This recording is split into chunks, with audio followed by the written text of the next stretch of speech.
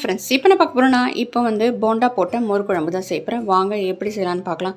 Friends, டிஃப்ரெண்ட்டாக இருக்கும். நீங்களும் வந்து ட்ரை பண்ணி பாருங்கள். ட்ரை பண்ணி பார்த்துட்டு ஃபீட்பேக்கை சொல்லுங்கள் ஃப்ரெண்ட்ஸ்.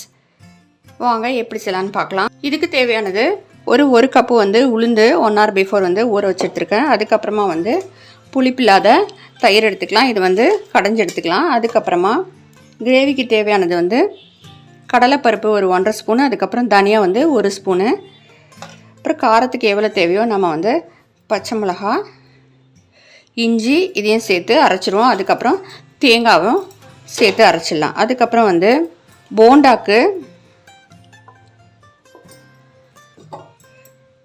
பச்சை மிளகா, இஞ்சி இதோட நாம் வந்து இந்த உளுந்தை வந்து சேர்த்து அரைச்சி எடுத்துகிட்டு வந்துடலாம். உளுந்து வந்து நல்லா கெட்டியாக அரைச்சி எடுத்துக்கோங்க. கொஞ்சம் கருவேப்பிலை சேர்த்து நல்லா வந்து இந்த உளுந்து மாவை அடித்து எடுத்துக்கோங்க. ஏன்னா வந்து நம்ம மிக்சியில் அரைக்கிறோம். இல்லைன்னா ஐஸ் வாட்டர் வந்து கொஞ்சம் தெளித்து அரைச்சி எடுத்துக்கோங்க. அப்போ தான் வந்து நமக்கு சாஃப்டாக வரும். கிரேவிக்கு கடலைப்பருப்பு தனியா ஊற வச்சுருக்கேன்ல அதையும், அப்புறம் பச்சை மிளகாய், இஞ்சி, சீரகம் இதையும் சேர்த்து நம்ம அரைச்சி எடுத்துக்கலாம். தேங்காய், கடலைப்பருப்பு, அதுக்கப்புறம் வந்து தனியா, பச்சை மிளகாய், இஞ்சி எல்லாம் சேர்த்து அரைச்சாச்சு. இதில் கொஞ்சம் மஞ்சப்பொடி, இந்த தயிரை வந்து மோராக கடைஞ்செடுத்தாச்சு. இதில் கொஞ்சம் மஞ்சப்பொடி, அப்புறம் தேவையான சால்ட்டு சேர்த்து இப்போ தாளிச்சிடலாம்.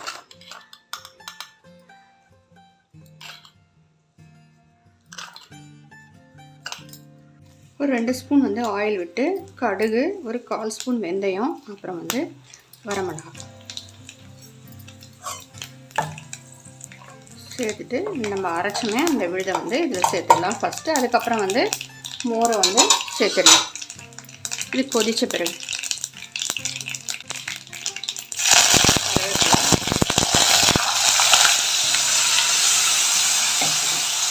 மோரை சேர்த்துட்டு நம்ம இறக்கிடலாம். லைட்டாக பொங்கி வந்துச்சு, கொதிக்கக்கூடாது.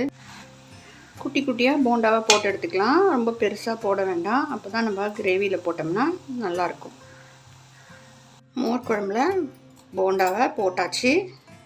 பாருங்கள் எவ்வளோ சூப்பராக இருக்குது, சாஃப்டாக இருக்குது. நீங்கள் இது மாதிரி ட்ரை பண்ணி பாருங்கள்.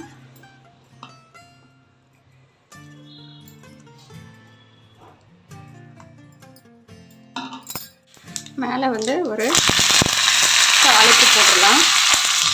ஃப்ரெண்ட்ஸ், சூப்பராக அருமையாக ரெடி ஆகிடுச்சு பாருங்கள். பார்க்கவே சூப்பராக இருக்குது பாருங்கள். நீங்களும் மாதிரி ட்ரை பண்ணி பாருங்கள். பிடிச்சி லைக் பண்ணுங்கள், சப்ஸ்கிரைப் பண்ணுங்கள் ஃப்ரெண்ட்ஸ். உங்களோட ஃபீட்பேக்கை கமெண்ட் பாக்ஸில் கமெண்ட் பண்ணுங்கள் ஃப்ரெண்ட்ஸ். தேங்க்யூ. தேங்க்ஸ் ஃபார் வாட்சிங்.